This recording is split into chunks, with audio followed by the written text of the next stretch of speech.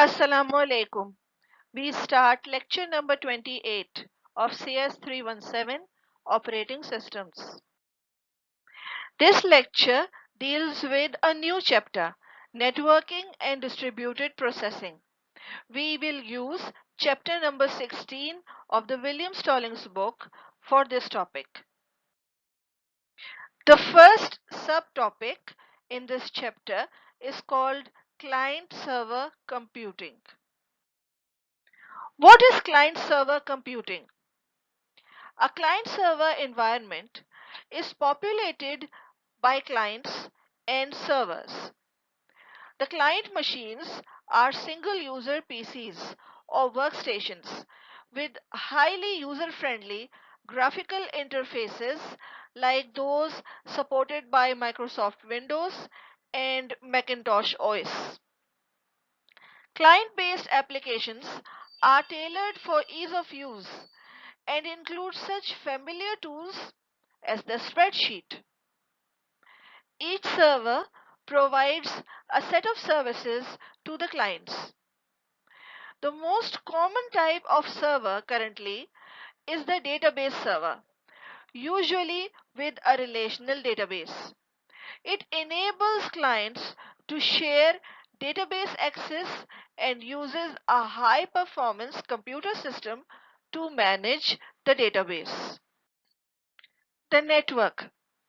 In addition to clients and servers, the third essential ingredient of the client-server environment is the network. Client-server computing is distributed computing. Users, applications, and resources are distributed according to business requirements and linked by a single LAN or WAN or by an Internet of networks. The client-server environment. This figure shows the three major components of the system: the clients, the servers, and the network. How does a client server differ from other distributed systems? There is a great emphasis on bringing user-friendly applications to the user's own system. The client can use his computer according to his liking, while department level managers can fashion their servers according to needs of their department. Although applications are dispersed, databases are centralized. This enables corporate management to maintain control of the total investment in computing and information systems and to provide interoperability. Individual departments and divisions can choose any type of machine and interface to access data and information. Both users and vendors commit to using open and modular systems. This means that the user has more choice in selecting products and in mixing equipment from several vendors. Networking is fundamental to the operation. Network management and network security are very crucial in organizing and operating client-server information systems. So, the first task for you here is, what are open systems?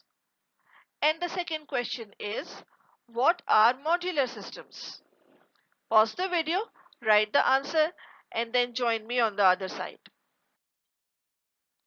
Client-server platforms. In both client and server, the basic software is an operating system running on the hardware platform. The platforms and the operating systems of client and server may differ. There may be several different types of client platforms and operating systems and several different types of server platforms in a single environment.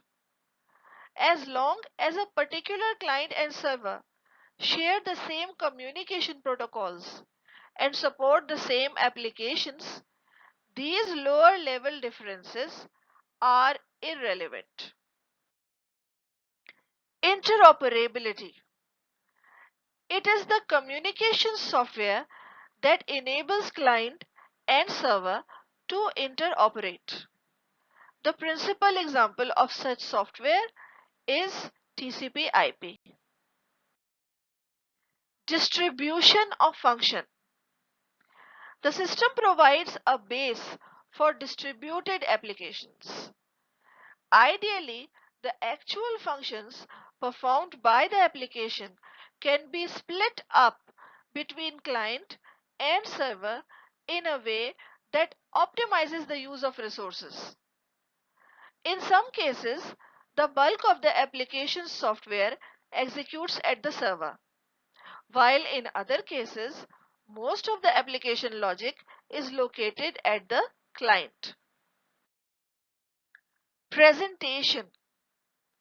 In most client-server systems, there is heavy emphasis on providing a graphical user interface that is easy to use, easy to learn, yet powerful and flexible.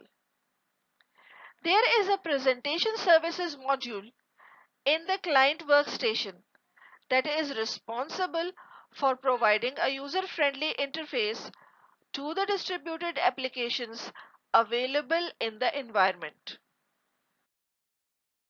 Database applications. This is an example that illustrates the concept of splitting application logic between client and server. Consider the most common client-server application, the relational database. The server is essentially a database server. Interaction between client and server is in the form of transactions, in which the client makes a database request and receives a database response. The server is responsible for maintaining the database, for which a complex database management system software module is required. A variety of applications that make use of the database can be housed on client machines. The glue that ties client and server together is software that enables the client to request access to the server's database. A popular example of such software is the Structured Query Language or SQL. Distribution of logic.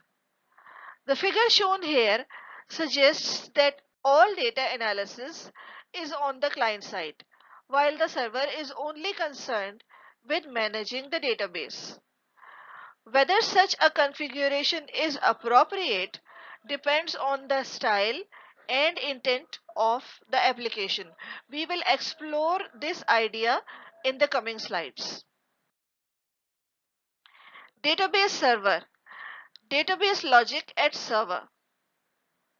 Assume a database server provides online access for record lookup.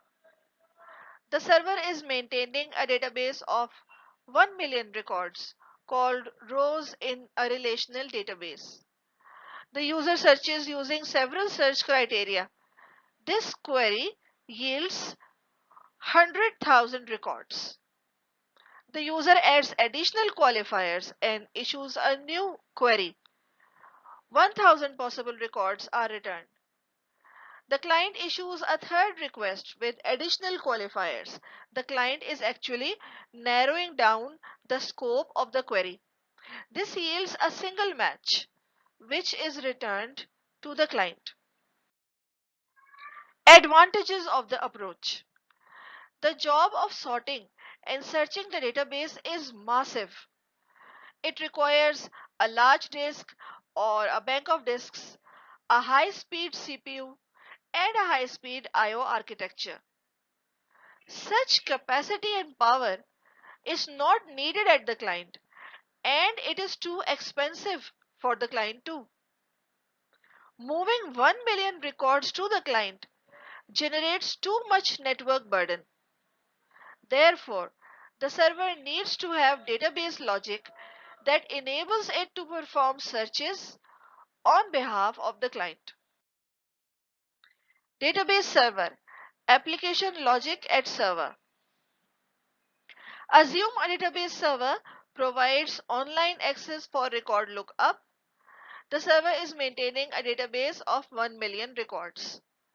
A single query results in the transmission of 300,000 records over the network.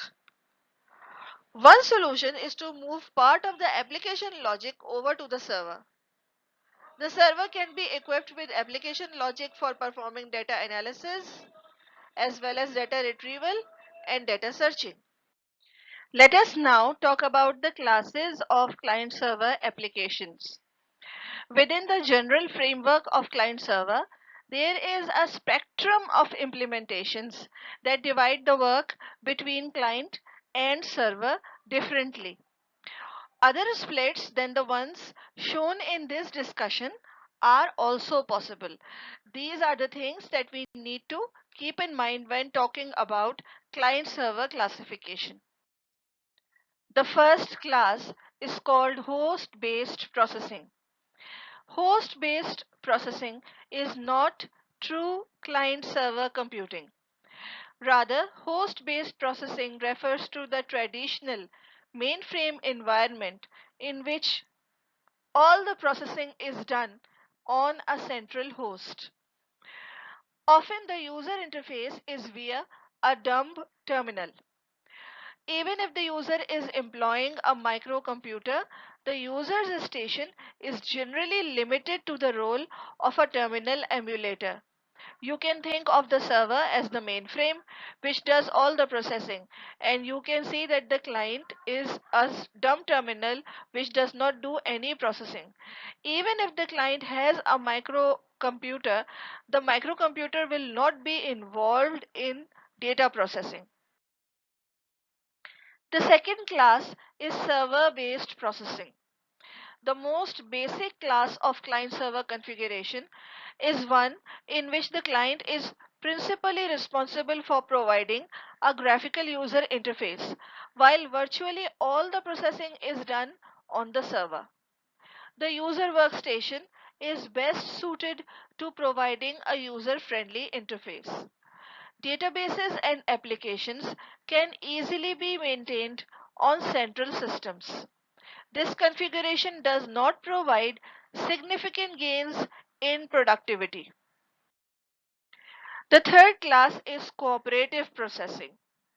In a cooperative processing configuration, the application processing is performed in an optimized fashion, taking advantage of the strengths of both client and server machines and of the distribution of data. Such a configuration is more complex to set up and maintain. In the long run, this type of configuration may offer greater user productivity gains and greater network efficiency than other client-server approaches. Client-based processing. Virtually all application processing is done at the client, except for data validation routines and other database logic functions that are best performed at the server.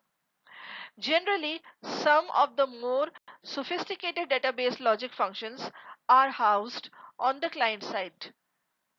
This architecture is perhaps the most common client-server approach in current use. It enables the user to employ applications tailored to local needs. Fat client. Cooperative processing and client-based processing are configurations in which a considerable fraction of the load is on the client. This is called the fat client model. It has been popularized by application development tools such as Sybase Incorporated's Power Builder and Gupta Corporation's SQL Windows. Pros of fat client model. The fat client takes advantage of desktop power of the client machine. The model offloads application processing from servers. The model makes the servers better in performance by keeping them lightly loaded. There is lesser likelihood of the servers to become performance bottlenecks. Cons of fat client model. The addition of more functions rapidly overloads the capacity of desktop machines forcing companies to upgrade clients. If the model extends beyond the department to incorporate many users, the company must install high capacity LANs to support large volumes of transmission between thin servers and fat clients.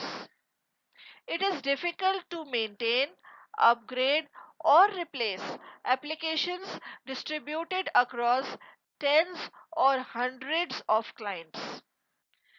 Thin client. Server based processing is representative of the thin client approach. This approach nearly mimics the traditional host based approach. When companies migrate from a mainframe to a distributed environment, this configuration is mostly achieved where the client only provides an interface.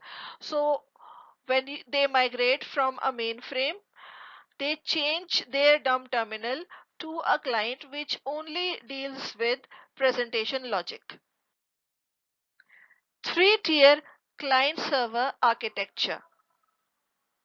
The traditional client-server architecture involves two levels or tiers, a client tier and a server tier.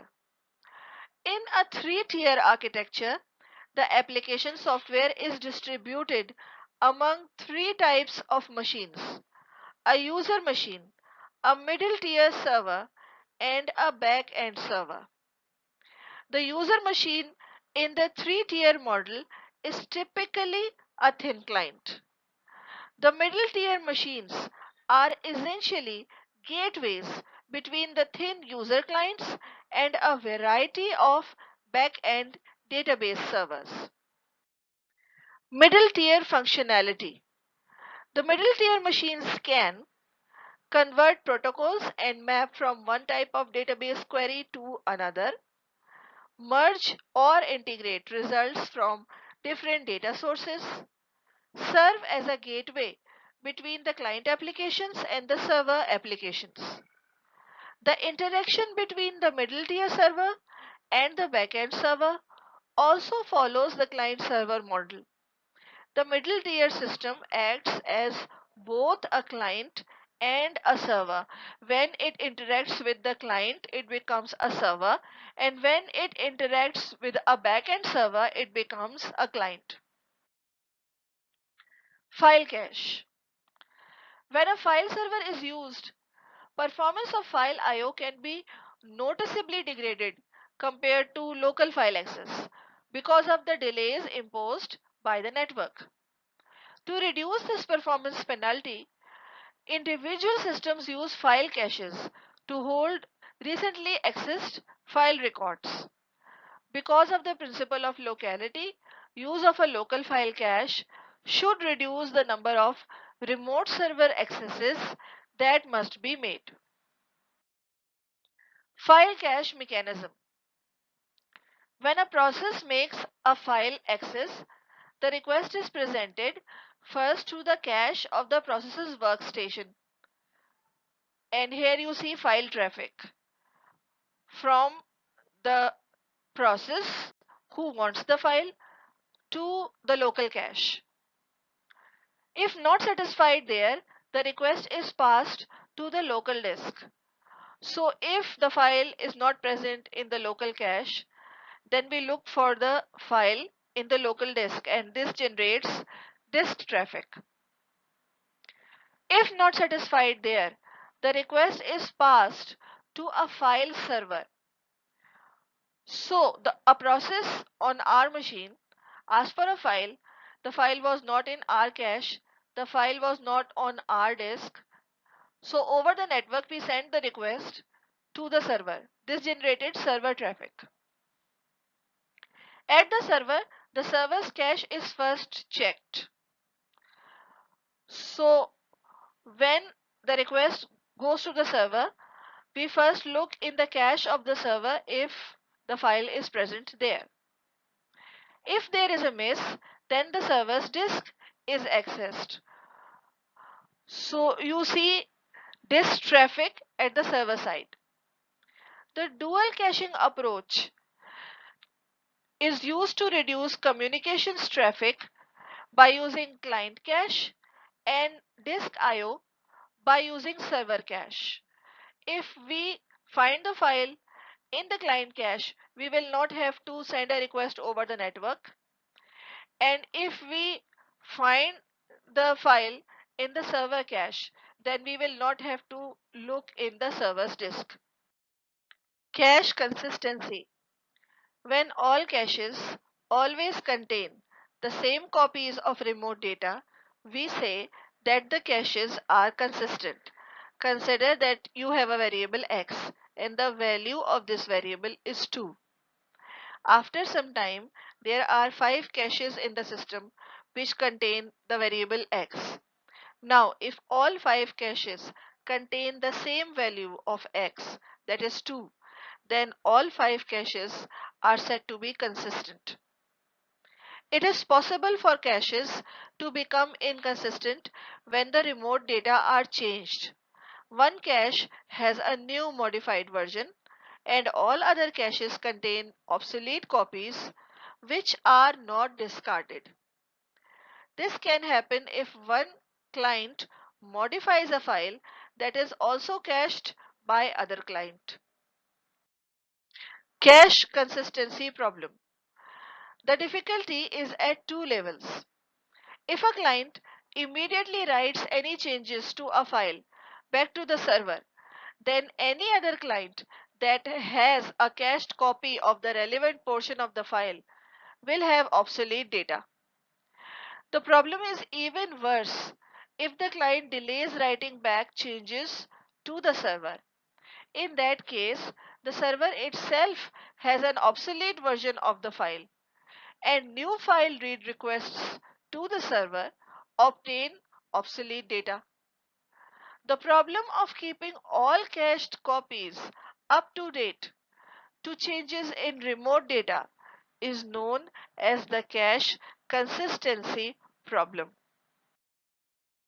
Solutions to cache consistency problem. Number 1. Use file locking techniques to prevent simultaneous access to a file by more than one client. This guarantees consistency at the expense of performance and flexibility. Because when you say that I am going to lock a file for a single user and all other people will have to wait, then obviously the performance of the system will suffer. Any number of remote processes may open a file for read and create their own client cache. But when a client requests write access to a file and other processes have this file open for read access, the server A notifies the writing process that although it may maintain a cache, it must write back all altered blocks immediately upon update. B notifies all reading processes that have the file open that the file is no longer cacheable. So if they want to read, they must fetch it from the server. 3. There can be at most one writing client. Please note that when a file becomes non-cacheable, even if it is there in your cache, you cannot read it from your own cache. You have to fetch it from its main location every time. Uniform access and interoperability. There is a lack of standardization in distributed computing from the physical layer up to the application layer. This makes it difficult to implement an integrated, multi-vendor, enterprise-wide client-server configuration. Because much of the benefit of the client-server approach is tied up with its modularity and the ability to mix and match platforms and applications to provide a business solution, this interoperability problem must be solved. Developers must have a set of tools that provide a uniform access to system resources across all platforms. This will enable programmers to build applications that look and feel the same on various PCs and workstations and that use the same method of accessing data regardless of its location. Middleware for standardization. The solution is to use standard programming interfaces and protocols that sit between the application above and communication software and operating system below. Such standardized interfaces and protocols are called middleware. With standard programming interfaces, we can implement the same application on a variety of server types and workstation types. This benefits the customer, but vendors are also motivated to provide such interfaces. The reason is that customers buy applications, not servers. Customers will only choose server products that run applications that they want. The middleware is needed to link the server interfaces of the applications to the clients. Middleware packages. There is a variety of middleware packages ranging from the very simple to the very complex. They all hide the complexities and disparities of different network protocols and operating systems. Client and server vendors generally provide several middleware packages as options. A user can settle on a middleware strategy and then assemble equipment from various vendors that support that strategy. Middleware architecture. The exact role of the middleware component will depend on the style of client-server computing being used. There is both a client and server component of middleware. The basic purpose of middleware is to enable an application or user at a client to access a variety of services on servers without being concerned about differences among servers. Let us try to explain the role of middleware with an example. The structured query language is supposed to provide a standardized means for access to a relational database by either a local or remote application. Although they support SQL, many relational database vendors have added their own proprietary extensions to SQL. This differentiates their products but also creates incompatibilities. Keeping this in mind, a distributed system supports the personnel department. The basic employee data, such as employee name and address, are stored on a Gupta database, whereas salary information is contained on an Oracle database. When a user in the personnel department requires access to records, that user does not want to be concerned with which vendor's database contains the records needed. Middleware provides a layer of software that enables uniform access to these differing systems. The logical view of middleware. Middleware realizes the promise of distributed client-server computing. The entire distributed system can be viewed as a set of applications and resources available to users. Users need not be concerned with the location of data or indeed the location of applications. All applications operate over a uniform applications programming interface or API. The middleware is responsible for routing client requests to the appropriate server. Although there is a wide variety of middleware products, these products are typically based on one of two underlying mechanisms: message passing or remote procedure calls. And here is your third question. What are remote procedure calls? Where have we discussed them before? Now we turn to the second subtopic of this chapter, Service-oriented architecture. Definition. The service-oriented architecture or SOA is a form of client-server architecture that organizes business functions into a modular structure rather than as monolithic applications for each department. As a result, common functions can be used by different departments internally and by external business partners as well. The more fine-grained the modules, the more they can be reused. An SOA consists of a set of services and a set of client applications that use these services. A client request may involve one or more services and may even require communication of servers with each other. The services are available through published and discoverable interfaces. Task 4. What are monolithic applications? Standardized service interfaces. Standardized interfaces are used to enable service modules to communicate with one another and with client applications. The most popular interface is the use of Extensible Markup Language or XML over Hypertext Transfer Protocol or HTTP, known as web services. SOAs are also implemented using other standards such as Common Object Request Broker Architecture or COBA. SOA model.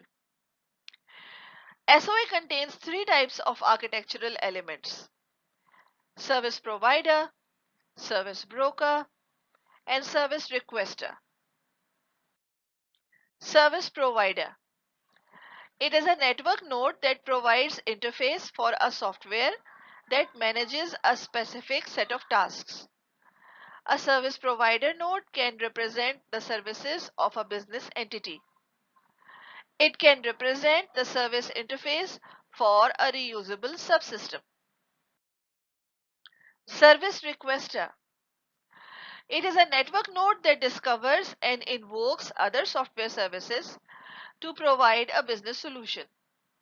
Service requester nodes represent a business application component that performs remote procedure calls to a distributed object, which is the service provider.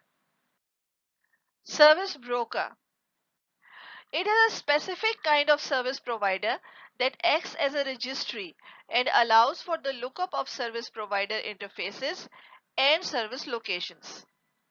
The service broker can pass on service requests to one or more additional service providers. Let us look at the characteristics of service-oriented architecture for effective use of services. Coarse-grained. Operations on services are implemented to encompass more functionality and operate on larger datasets. Interface-based design. Services implement separately defined interfaces. The benefit of this is that multiple services can implement a common interface and a service can implement multiple interfaces. Discoverable. Services need to be found at both design time and runtime, not only by unique identity but also by interface identity and by service kind. Single instance. Unlike component-based development, which instantiates components as needed, each service is a single, always running instance that a number of clients communicate with. The service never dies. The process that provides the service is always running. So anytime that the client wants it, it can use it. Loosely coupled. Services are connected to other services and clients using standard message-based methods such as XML document exchanges. Asynchronous. In general, services use an asynchronous message passing approach. However, this is not required. In fact, many services will use synchronous message passing at times. So, what did we learn in this lecture? We explored the client-server architecture. We explored classes of client-server systems. We understood fat and thin client models. We discussed the three-tier client-server architecture. We talked about the file cache consistency problem. We discussed middleware. We were introduced to service-oriented architecture. And we discussed characteristics of service-oriented architecture for effective use of services. Quite a lot. Things to do: read the book, do the tasks, and submit the Word file when I ask you to do so.